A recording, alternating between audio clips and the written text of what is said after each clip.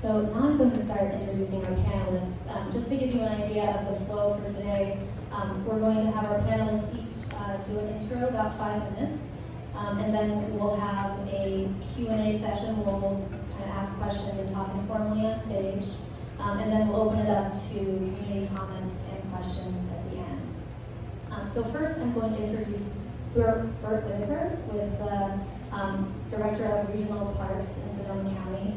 I worked with Bert for many years, and I'm really, really impressed with how dedicated he is to our parks and really how much you love our parks.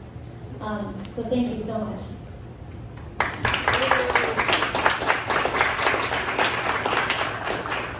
Great, thank you for the warm introduction, Megan. And yes, it's a pleasure to be here, Bert Whitaker, Regional Parks, and I appreciate the kind words here. Similar to Megan's story, just share a little bit of my history with the department. I've been with Regional Parks actually a long time, but about 11, 12 years ago, coming out of the Great Recession, I found myself suddenly over at Regional Parks as the head of the maintenance division. I had a lot of background in park operations and aquatics, really not a whole lot of maintenance. I'll never forget actually sort of getting my feet underneath me and going out and learning what our maintenance crews did, and actually going to our courtyard over there at the county center, seeing a big old F-350, pickup truck, this big old tank in the back that says, bright red letters, herbicide. And started asking questions. I didn't know much about herbicide. I actually never really used it. I'm not much of a landscaper at home. My yard is what I can show my staff if they want to see what weeds look like. And but interestingly enough, there's this environment that several of our speakers were alluding to, of just these institutional norms of really like, well, this is the way we've always done it. There was this sort of perception of a scarcity of resources, aka using herbicide is much more cost effective than doing other techniques, and I would disagree with that actually in many ways. And interestingly enough, actually started to push on my organization. It was the manager of that area to sort of decrease in that, and I found it really actually difficult.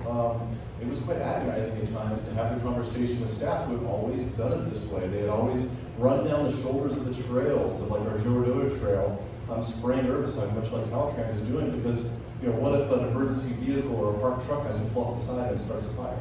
Which is a perfectly rational concern. We weren't even as in tune to that 10 years ago as we certainly are today.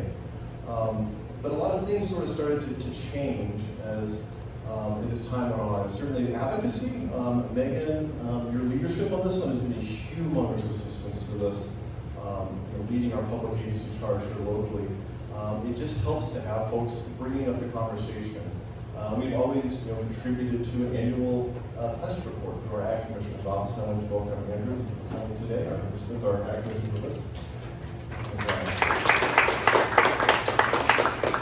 But it wasn't really something that was being focused on. It was just sort of silent business going through the public sector of our local work. And really getting this conversation going really actually helped sort of change the environment of like, hey, it's okay. And then the next stage comes, and we're actually going to start radically decreasing our use of herbicides. And that all probably started to happen dramatically, 2014 to 2017. This was all in motion, and making steady, consistent progress. But it wasn't like we were going to zero instantly, and that was a bit frustrating, especially seeing that more and more staff and more and more resources are actually coming into county regional parks. And that's a huge part of the story I want to share in a second. But essentially, things sort of culminated ultimately with a lot of fantastic local advocacy, actually working with our 5 board of supervisors to have those conversations, to have those elected officials come back to their departments and ask questions, inquire how we could do things differently, and what resources do you need to do things differently. That's just a critical part of the question. Regional Parks have been very fortunate, and we've got a huge amount of support, certainly coming off the heels of the voter-approved sales tax in 2018. That funding, and a big chunk of that funding, actually created a natural resources division at the Regional Parks Organization. Simultaneously, we've been on a track record where our park system has been growing. We are twice the size we were 10 years ago. So we had this, graph, lines of a graph. We've got this system that the acreage is increasing very quickly over time because of a lot of good work here locally.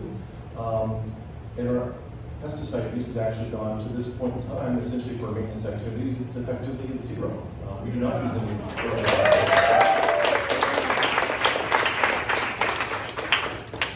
And a huge huge part of sort of help with the exclamation on that point, even within my own organization, which we're all a bunch of park-loving folks. We want to do the right thing, but sometimes change is hard, especially if you can't get the resources. But having that public subsidy with the sales tax, creating the professionals that work for regional parks now, work with the community of ag producers here that have these grazing animals. Essentially now we've got about 18 of our 58 facilities have now actually got grazing at some level with them, and that is more than 50% of our park acreage. That's about 9,000 acres. Not all parks are the same size, a lot of them are really small. And and really now coming off the heels of fire, in multiple years of fire, we've had 7 of our regional parks have experienced fire in the last 5 years, and we're watching this landscape recover. It's been a matter of actually retooling our resources. We are now really still learning day by day how to adapt our landscapes in a way that is regenerative. It's brought up here. It's the real deal, because we have to do things differently in the future than we did in the past, and that now involves, for example, poison oak. One of our favorite. Who loves poison oak? Anybody a big fan of it? Ecologically, it's just fine, but it's a nuisance. And for many, many years, as an example, Foothill Regional Park near Windsor and Helen Putnam comes to mind. We would actually go out there for the visitors and spray certain trail corridors to keep the poison oak at bay, which is, once again, it's a health consideration. We have staff that have reactions to it. We've got staff that have the hospital. It's a tricky one. Today, our current practices is the poison oak outcompetes the other species, which does happen. It's now scheduled for the following winter season for the sheep or the goats to go in there and target away and go to annihilate the corridor. That makes no sense. So we've been able to achieve that because we are stable, because we've invested in it, because the public has supported us in doing that. And that's the kind of key message I think is just really critical to understand. And certainly at a local level, that is a different circumstance, a different rally cry than perhaps encouraging our state partners to see how we can be of help to supporting them and trying to adapt these other procedures along these corridors. So with that, I'll stop talking because I can keep going for a long time. And thank you so much. I look forward to questions.